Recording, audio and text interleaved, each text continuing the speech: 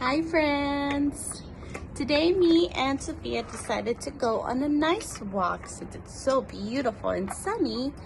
And then on the way we collected some nature treasures like flowers, some sticks, some rocks. Now that we're back home, we decided to make nature soup. Yeah, nature soup. From all the things that we collected, we are gonna make a nature soup. Here are some nice little flowers. We're making that soup over there. There's some rocks. And also, if you would like, you can add food coloring to your water. This is going to be so much fun. I can't wait.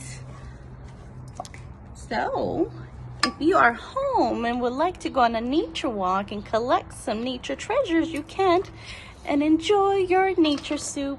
Thank you.